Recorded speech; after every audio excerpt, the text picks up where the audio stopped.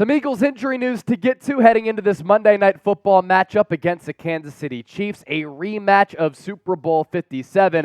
And on the docket for today's show, we're going to talk about a lot of these players here battling some injuries on this Eagles roster. These are long-term ailments, but also short-term injuries as well. So we have updates on these players here: Nakobe Dean, Dallas Goedert, Bradley Roby, as well as Cam Jurgens. There's some good news on this list. There's also some bad news on this list as well. So let's waste no time. Let's begin here with Nakobe Dean. Posted on Instagram this week that he underwent surgery, suffered a lisfranc injury against the Dallas Cowboys, and it was kind of deemed a lisfranc sprain, not a lisfranc break. Likely an injured reserve candidate. That's what we thought going into this show. And then Adam Schefter confirming that Nakobe Dean is indeed going on IR. Not ideal for the second-year player to go on injured reserve for the second time this year with another foot injury. Earlier this year, it was a different foot injury, and now it goes to the other side of the body. Jeff McClain with some reporting here as well from the Philadelphia Inquirer that Dean had surgery to correct his lisfranc foot injury, as he posted on Instagram on Wednesday. And he said at the time, likely go on injured reserve for the second time this year. NFL sources said, what I want to focus in on is this last sentence here. He can come off again, so a return isn't impossible, but a lot has to happen in order for Nakobe Dean to come back off that foot injury. And pretty interesting conversation with Dean, right? I think that he's a very instinctual player. I think he's a really smart player, but he was awful against the pass and in coverage. So teams were starting to identify that and target him when he had to drop back to that second level to try to defend the pass. You look at the Pro Football Focus grades here to my right: overall grade of 61.7, a run defense grade of 80.2, a pass rush grade of 83.4. So when you look at these two figures here, that's great, right?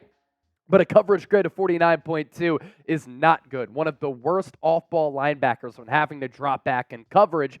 The passer rating allowed, that backs that statistic up. A 102.4 passer rating when Dean was targeted in coverage. From him to Dallas Goedert. Nakobe Dean, unfortunate news for him and the Eagles defense. Look, I know that we're looking at the pass coverage numbers, right? But I'm always an advocate for trying to see if players can develop and what they can turn into, and I'm rooting for a player like Nakobe Dean because I do think that he has ability, and I do think that instincts at that linebacker position are really important. But there's some positive news here for Dallas Goedert. The injury that he suffered, a fractured forearm. When it happened? Against the Dallas Cowboys. The good news is the Eagles are hopeful that he can actually return in 4 weeks. So, after a lot of conversations about Goedert potentially going on injured reserve, he might not go on IR after all. And during this really difficult stretch for Philadelphia, with a couple of bona fide playoff contending teams on the schedule for this football squad, Goedert might be able to be in the mix in just a few weeks. And why I think that he's going to be missed: first and foremost, he's one of the best tight ends in all of football. And I think he's one of the best all-around tight ends in the game, where he can be such a special weapon through the aerial attack, but also he's a very good blocker. So the dual element to his game is what makes him a special and unique player, because in nowadays NFL, you look at a player like Travis Kelce, some of these other pass-catching tight ends, they're not asked to block. But why I think guys like Rob Gronkowski separated himself and why Goedert separates himself to a certain degree is just the versatile impact that he's able to have on this offense and the diversification of it. He's also a very good red zone threat. Frankly, I think Philadelphia could use him a little bit more there. And oftentimes, like to use this term here, you turn garbage into gold. Just a quick little bubble screen. A quick little pass to Dallas Goedert. You get those blockers out in front on some of those pull blocks, and with Dallas Goedert, looks as though he's going to get stopped at the line of scrimmage. He turns that, what was a difficult play, into what looked like an easy 10 to 15-yard gain. You're able to reset the momentum of the game depending on what spot that happens, move the chains, and keep that offensive momentum moving. Now, make sure you subscribe to us here on Eagles Now, because if you want daily Eagles updates, for instance, when there's injury news out there, we have you covered. Can we get to 62,000 subscribers by Monday Night Football. We are 270 people away, and once we get to 62K, we're doing it for Jason Kelsey. So far, updates on two of these players, Nakobe Dean as well as Dallas Goedert. Still to come, we have an update on Bradley Roby. Is he going to play against Kansas City? And an update on right guard Cam Jurgens as well.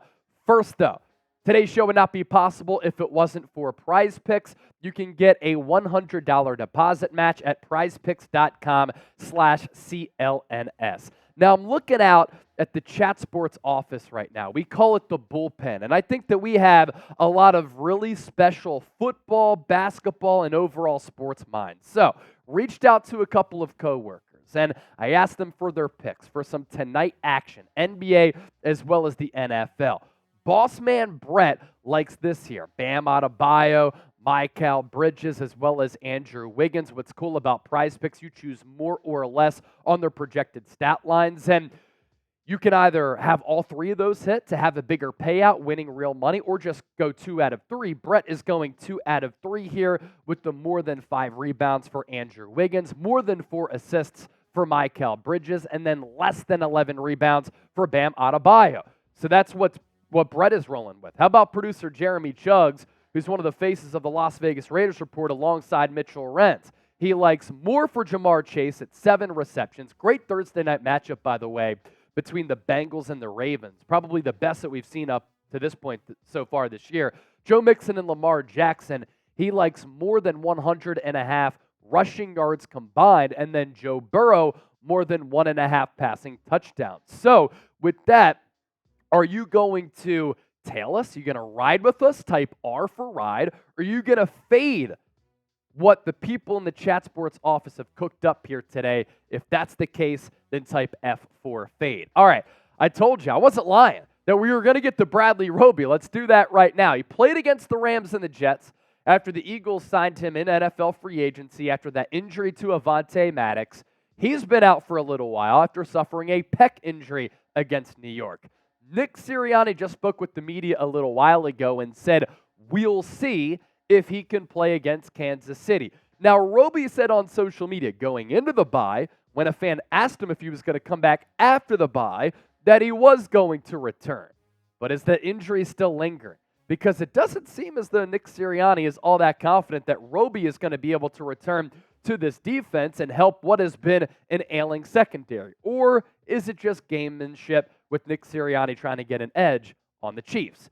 This would be the full-strength secondary if everybody is able to be healthy, play in this football game, and these are your starters across the board. You have James Bradbury and Darius Slay as your outside cornerbacks. You have Bradley Roby in the slot, and then your 2 safeties, Reed Blankenship as well as Kevin Byard. Ideally, for the rest of the regular season, you can have this unit together on that back end. They can find that level of continuity. They can have that camaraderie there. They get the communication down. And what has been one of the worst pass defenses in the NFL can turn things around a little bit to couple that with what is a very good defensive line that can get after the quarterback. That is a recipe for a defense to have success. So will this be the full-strength secondary Monday night against Kansas City? I hope so, because Patrick Mahomes will serve as a large threat against this Philadelphia defense, because now you shift gears and transition